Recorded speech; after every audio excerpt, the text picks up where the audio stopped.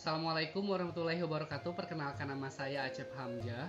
Saya mahasiswa dari STIKIM, Sekolah Tinggi Ilmu Kesehatan Indonesia Maju. Hari ini saya akan melakukan pencast tentang KB atau keluarga berencana. Selamat siang, perkenalkan nama saya Perawat Acep. Hari ini saya betul dengan Ibu Yeni, dengan Bapak Joko. Iya, baik, betul alamatnya di Kampung Babakan, RT 5 RW 6. Iya. Baik, Ibu. Jadi bagaimana, Ibu? Oke. Oke. Hari ini saya akan menjelaskan tentang KB atau keluarga berencana. Sebelumnya, Ibu sudah pernah menggunakan KB? Belum ya, Bu ya. Baik, Ibu eh, sebelumnya sudah tahu KB itu apa? Belum. Baik, kalau begitu saya akan menjelaskan tentang KB. Nah, sebelumnya kita harus tahu dulu KB itu apa. Dari pengertiannya, yaitu KB adalah keluarga berencana ya, Bu. Keluarga berencana ini maksudnya apa? Jadi, keluarga berencana itu suatu atau gerakan usaha untuk mengatur membentuk keluarga yang sehat, sejahtera dengan membatasi kelahiran. Seperti itu, Ibu. Nah, tujuannya eh, apa sih KB ini tujuannya? Jadi KB ini bertujuan untuk tujuannya saya jelaskan. Tujuan umumnya KB itu untuk meningkatkan kesejahteraan ibu, anak dalam rangka mewujudkan NKKBS, yaitu norma keluarga kecil bahagia sejahtera, yang menjadi dasar terwujudnya masyarakat yang sejahtera dengan mengendalikan kelahiran sekaligus menjamin terkendalinya pertambahan penduduk. Seperti itu, Ibu. Tujuan khususnya yaitu yang pertama untuk meningkatkan jumlah penduduk dalam penggunaan alat kontrasepsi, kemudian menurunkan jumlah angka kelahiran bayi, dan yang terakhir meningkatkan kesehatan keluarga berencana dengan cara penjarangan kelahiran. Seperti itu, Ibu. Seperti itu, Pak. Iya. Oke ya, Pak ya. Baik. eh, Nah, untuk KB itu siapa sih yang harus ber-KB itu? Jadi biasanya pasangan usia subur 18 sampai 49 tahun yang ingin menurunkan kehamilan atau mengakhiri, seperti itu, Ibu. Baik, Ibu, di sini ada beberapa jenis kontrasepsi, Ibu, atau KB, yang dimana terdiri dari KB secara hormonal dan KB non hormonal, seperti itu. Kalau KB hormonal itu ada pil KB, kemudian ada suntik KB, dan ada implan. Nah, untuk pil KB itu biasanya ada pil yang diminum setiap hari dan itu tidak boleh terlewat. Nah, untuk suntik KB ada dua macam, Ibu, ada yang 1 bulan dan ada yang 3 bulan, seperti itu. Untuk implan itu Ibu sudah tahu implan, jadi ada seperti jarum yang dimasukkan ke lengan Ibu. Nah, itu juga dapat mempengaruhi hormon ibu, seperti itu, sehingga nanti bisa mencegah kehamilan, seperti itu. Itu yang hormonal, Ibu. Nah, ada lagi yang non hormonal. Biasanya ini sekarang lagi banyak dipakai, yaitu IUD atau spiral, Bu ya.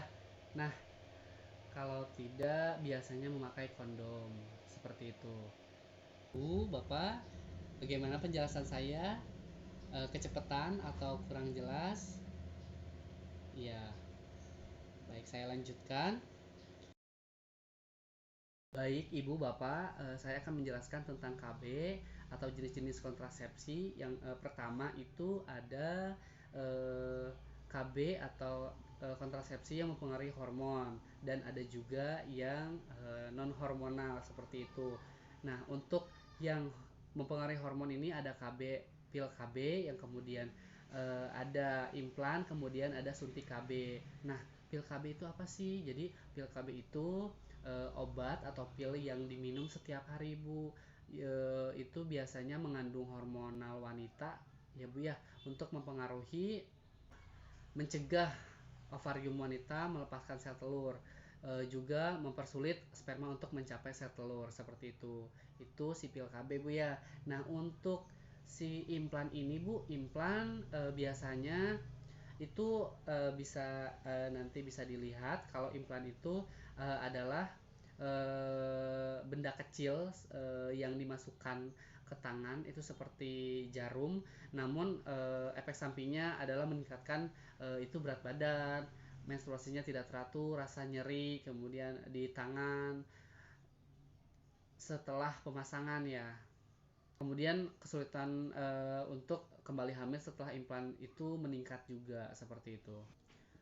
Nah, untuk suntik KB yaitu biasanya ada yang 1 bulan dan 3 bulan. Itu bersifat sementara dalam mencegah kehamilan ibu. Seperti itu. Baik ibu, saya akan menjelaskan tentang kontrasepsi non hormonal. Yang pertama ada kondom. Kondom itu apa sih? Kondom itu alat untuk memisahkan sperma dengan sel telur. Biasanya dibuat dari bahan elastis ya bu. Ya, seperti itu, tipis, karet, seperti itu. Kemudian ada IUD atau spiral. Nah, ini perangkat plastik yang tembaga dengan bentuk T kecil yang dimasukkan ke dalam rahim ibu seperti itu. Dan manfaat IUD ini banyak Bu, seperti efektivitasnya tinggi, kemudian jangka waktunya juga lama dalam pemakaian ini tuh. Paling kalau untuk ada beberapa hal yang harus diperhatikan sih Bu dalam pemasangan ini. Pertama ada kerugiannya, yang pertama bisa menyebabkan pendarahan, cuman nanti memang efek sampingnya akan berhenti kembali pendarahannya, dan itu memang hanya efek samping saja gitu. Nanti setelah itu tidak akan mengalaminya lagi. Kemudian ada perut kram. Ya, nanti ibu akan mengalami perut kram setelah pemasangan, tetapi nanti akan hilang dengan sendirinya, dan kemudian nanti haid ibu lebih lama seperti itu.